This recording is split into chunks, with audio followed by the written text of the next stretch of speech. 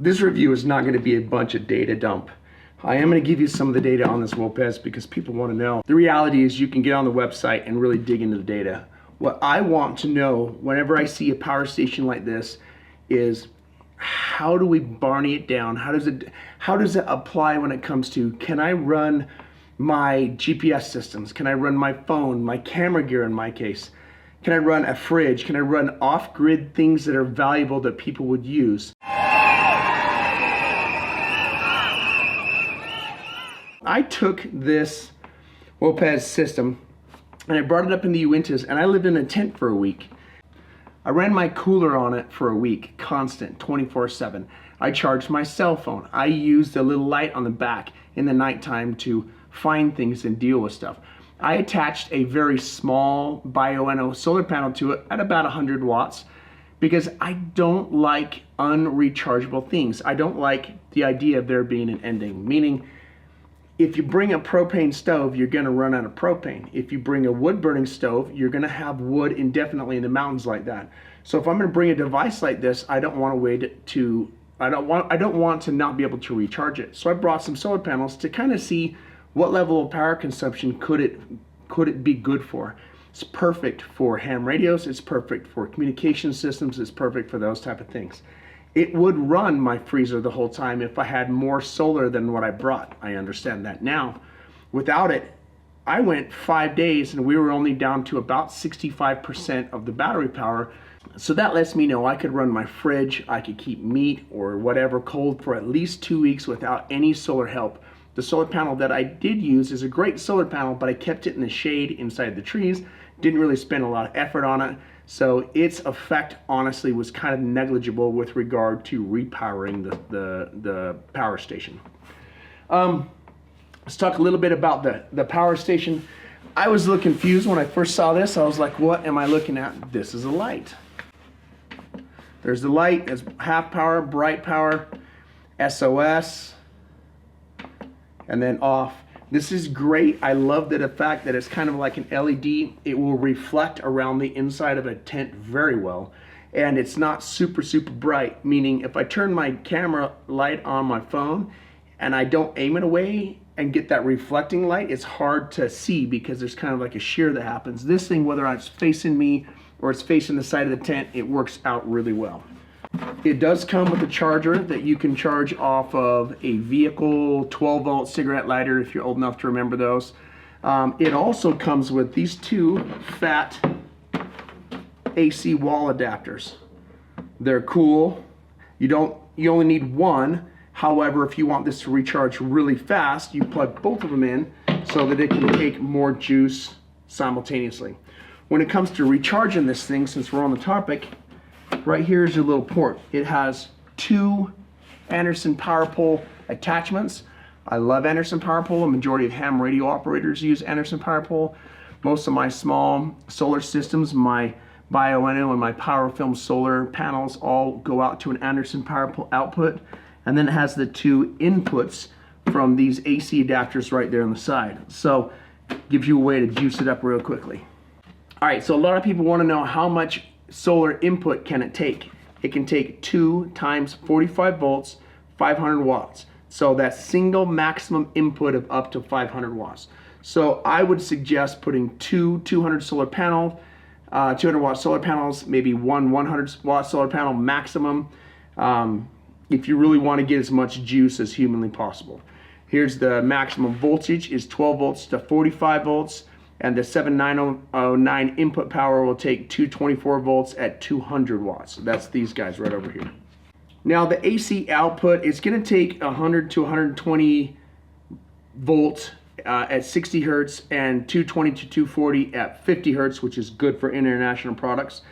A lot of that stuff is really kind of hard to process because you're like, okay, well, it puts out 2400 volts, but how many volts do my cell phone take? How much does my iPad and my computer and my ham radio and my communication devices? A lot of that really isn't good information. Fortunately, in the back of the book is kind of a simple breakdown. There's 30 watt hours for a tablet PC. You can recharge it 65.5 times. A 10 watt light bulb will run for 196 hours. A 1200 watt electric frying pan, which is a massive amount of juice, will run 1.6 hours. Okay, that makes sense because you're using electricity to create resistance, which creates heat. A microwave will run 1.5 hours. Fortunately, you only got to do that a couple minutes at a time. A 500 watt washer will run 3.9 hours. A 60 watt drone will run 33 different times. All of this is kind of broken down right there in the back sheet, which kind of gives you a nice simple basis for reference. Different types of USB and other types of port outputs with 3.0s and a 5 volt 12 amp output, which will charge a bit faster. This is your power button. This is a 12 volt with a little waterproof cover.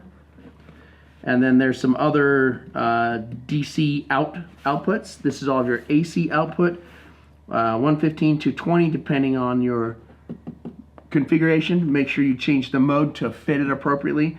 And it's very simple. If you want to run AC, you just turn the AC on. Right now, since there's no draw on it, it'll run for 99 hours. And this is the current wattage output. So there's nothing on it. If I plug my iPhone in there, it would start to show the amount of wattage that's been drawn to charge up my iPhone. So I'll turn that off. If I want to run just the DC, it could run for 59 watt hours. Now it says 99 because it just realized nothing's pulling. Or this DC port over here, again, it's going to run indefinitely. Now when you plug something in and create a draw to make it run, as an example, my fridge would turn it on and turn off, and this number would fluctuate. When it turned off, it'd go to 99. When it turned on, it would say I have like 74 hours left of runtime. And then it would decrease the overall percentage. Right now we're at 64%. So there's 64% of the draw left in this battery. Now something that was really kind of cool that I liked, and this is a little bit odd, it's kind of handy having kind of a flat platform on this. So it's not like you're gonna take this backpacking. This is gonna be for some sort of mobile station or some sort of semi-permanent setup. I used to do communications for the Wasatch Back long distance run where we would hike up into Desolation Lake and set up repeaters and ham radio communication systems. Something like this will be awesome because you can get it up there and leave it up there for a week. The cool thing that I'm pointing out on top right here is just kind of a flat surface with little pockets. When I want to drop my keys or put a lighter or anything else inside my tent, it's nice to kind of slam it in there. One thing I might even do is put some sort of sticky rubber up here up top and just use it for a little table of some sort. I don't advise that you eat on it, but it's a nice little handy spot to leave things and kind of have that for storage. Okay, overall thoughts on this.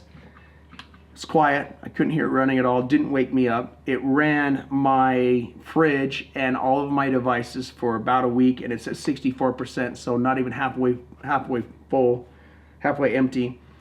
It is a fairly simple, straightforward device. It's got a really easy to use manual. I would have to say that I recommend this.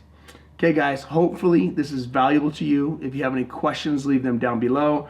If you want to dig into the specs, it's OUPES, which is Oupes. I thought it was Oupes. It's not. So go check those guys out. Highly recommend them. And thank you for watching. There we go. Push the button.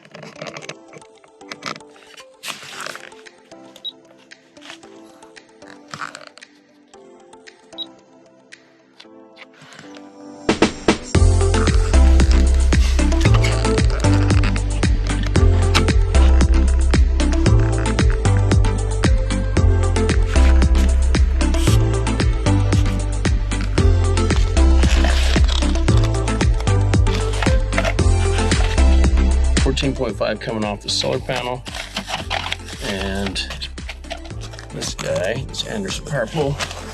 Gonna go straight in here.